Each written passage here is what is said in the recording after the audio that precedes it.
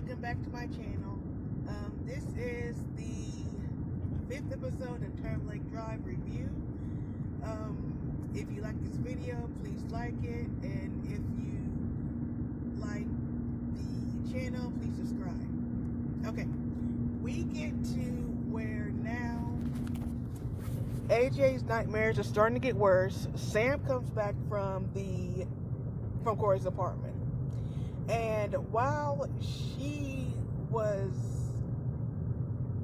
I guess, trying to get her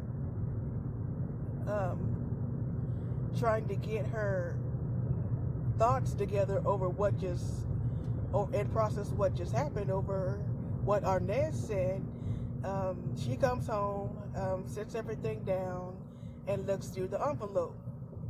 And there she finds two pictures.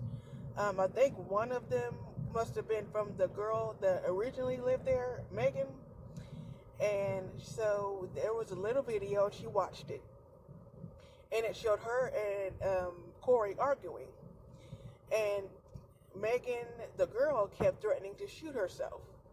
And then when, we don't know what happened, but it was off screen. We don't know if she shot herself because the gun went off.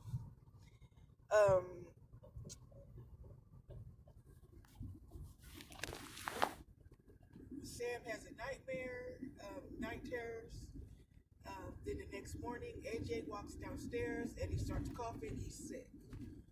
And she tells AJ that her and Corey are not together anymore and to stay far away from him because he's dangerous.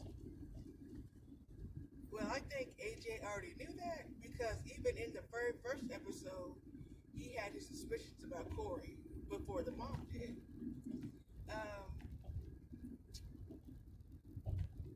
Sam calls Des, and she tells him what happened.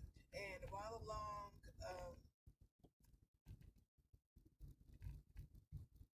she's in her car, and while along, the CDC is talking about there's going to be another shutdown in Atlanta due to the virus going on because it's spreading like wildfire. Even today, it's spreading like crazy. And Corey keeps calling Sam at work, and she keeps ignoring him. And after the meeting happened, the manager who was at the front desk asked Sam if she was okay because she seemed a little off and distant towards people. But she said she's fine, don't worry about it, it's okay. And then when Sam got home, Corey called her, and she answered the phone, and he asked her how she was doing, and he tried to call her, and Sam said that she was busy and that she would, even less so, she preferred to take it slow. As they were talking, you could literally see the possessiveness starting to come in. Corey told her that, I made you this soup, I heard you're not feeling well, I made you some soup. Sam says, no, it's fine, we'll go through this, her and AJ. And then Corey keeps telling her that, I made this soup. She's persistent, she keeps telling him that she needs a break from him, and then he gets mad. And then, while he was talking, you could tell Corey suspects something was up immediately.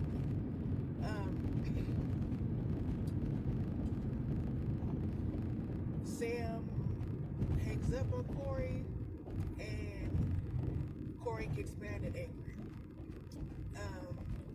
While along, when Sam was talking to Corey, Des was there.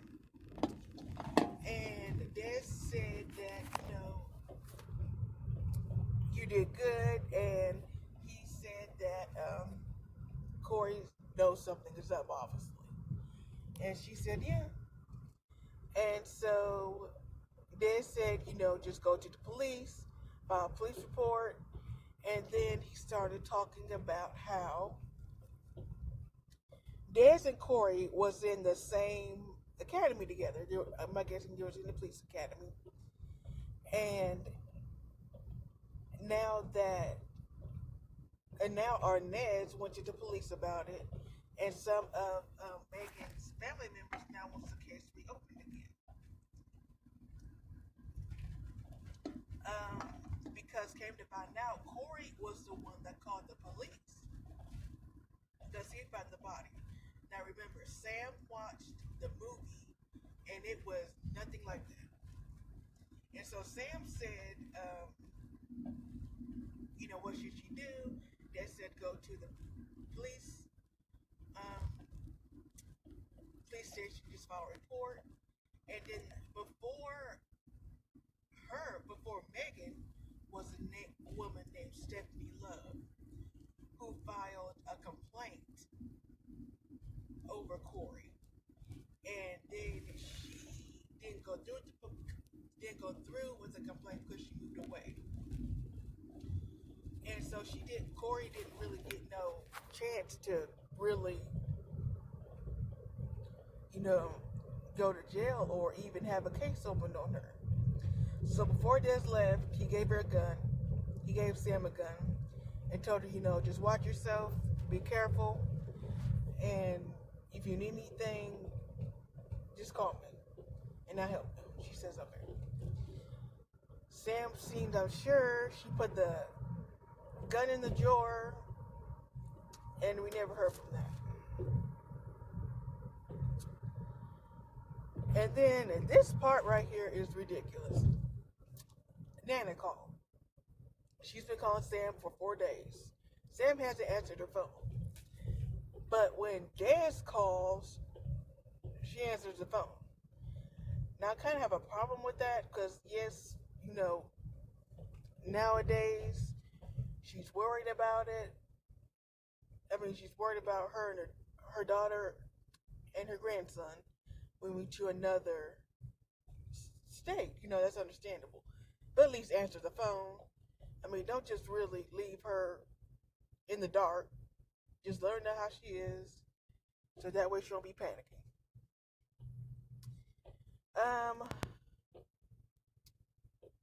Corey sneaks into Sam's apartment while she was gone. I think her and AJ they went to the hospital. And came to find out they had carbon monoxide poisoning. We don't know how they had poisoning, but they had it. While they were gone, Corey was literally looking for the envelope. He was tearing stuff down, and then he found a box, and we didn't know what was in the box. He was in AJ's room. He found the box, and he took whatever was in it. Sam and AJ comes home, and just as they're about to open the door, Corey stumbles. I think he kicks through the back door. Sam calls Des, told her someone broke into my apartment. Well, Corey broke into my apartment, and he took the gun. Corey sends Sam a message saying that I forgive you, but you should watch your back as well as AJ's back. Later on, a detective comes by to see Corey, and he would like to ask him a few questions about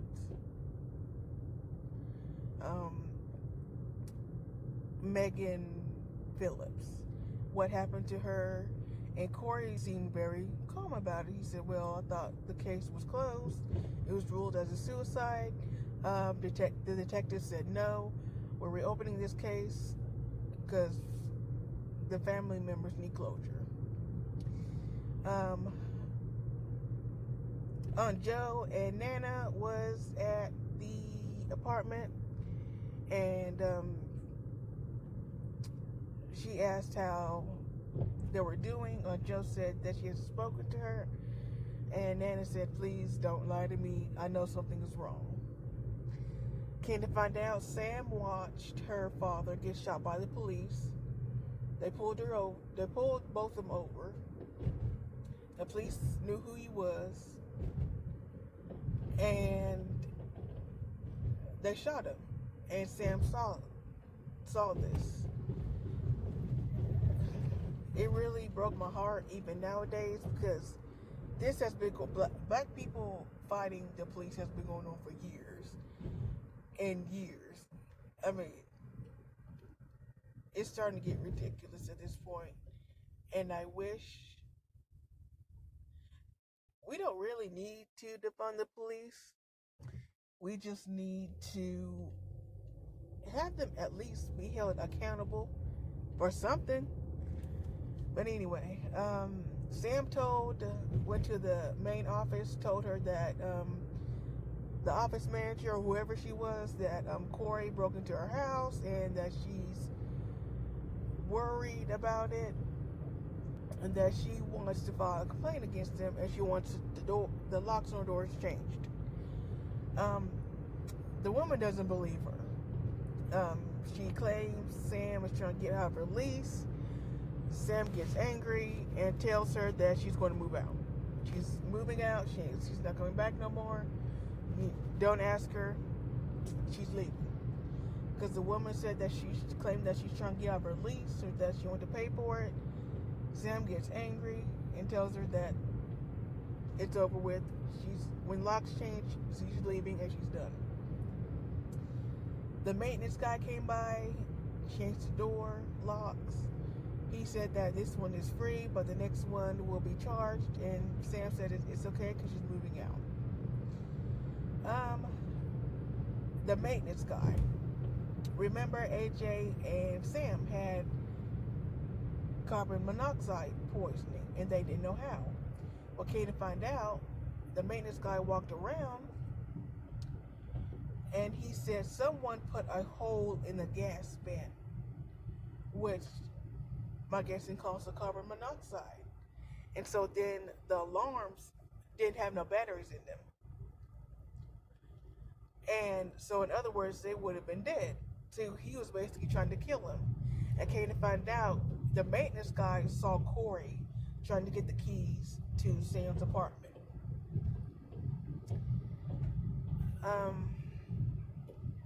The ending of this, we see Corey.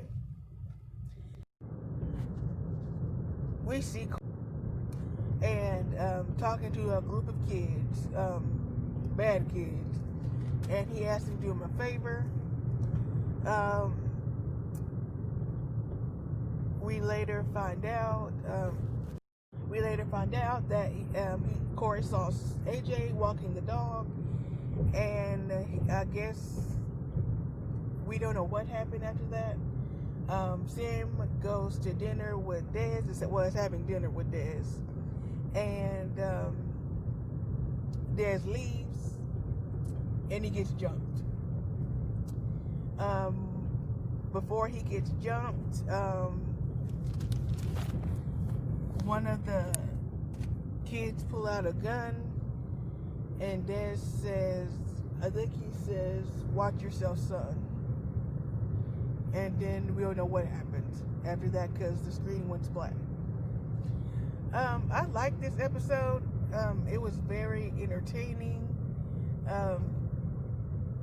Next week, I'm going to try.